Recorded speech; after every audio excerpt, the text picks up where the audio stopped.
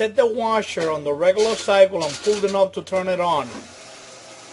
Open the door on the washer and let it fill. To be able to run the washer with the door open so you can see what's going on, do the following according to the lid switch in your machine. To be able to run the washer with the door open, remove the magnet from the door on the washer.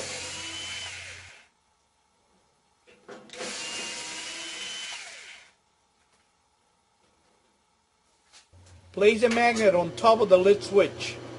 If the motor is running, but the agitator is hardly moving at all like this, you need to check the agitator coupler. After you're done using the magnet, don't forget to put it back on the door.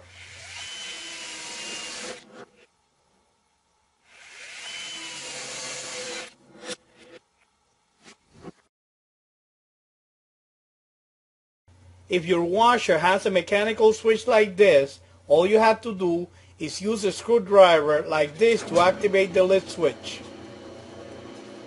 If the motor runs but the agitator hardly moves at all, you will need to check the agitator coupler.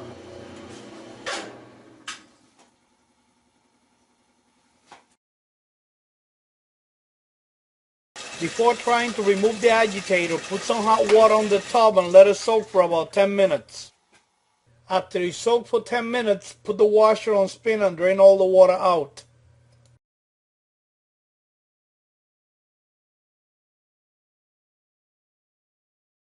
Get a piece of rope or a strap about 6 feet long and double it up like this. Put the rope under the agitator like this.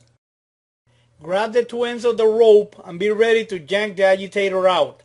Now be careful that it doesn't hit you on the face when you yank it out. Go ahead and yank it out.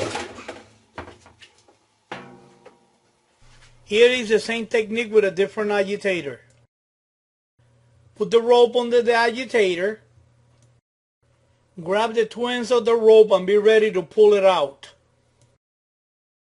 Go ahead and yank it right out. Like I said before, you need to be careful that the agitator doesn't jump and hit you on the face, okay? Use a 7/16 wrench to remove the agitator coupler holding screw.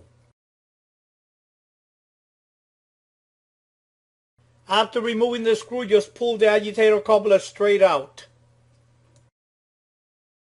If you look at the agitator coupler, you could see that the splines are gone. They should look like this. Before you install the new agitator coupler, you need to use a small screwdriver or a pointing knife to clean all the splines on the transmission. You could also use a wire brush to finish cleaning the transmission shaft until it looks nice and clean like this. Place the new agitator coupler over the transmission shaft and secure it with the holding screw.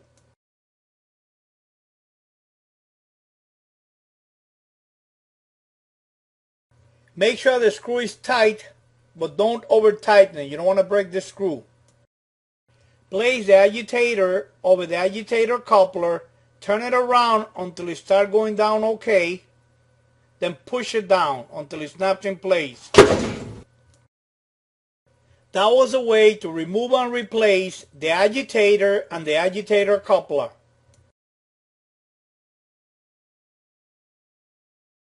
If when you pull the agitator out, the agitator coupler comes out with the agitator and you can't get it out, let me show you a way to get it out without messing up the agitator.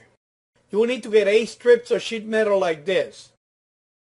Stick each one of the strips between the coupler and the agitator tabs, then bend them in like this.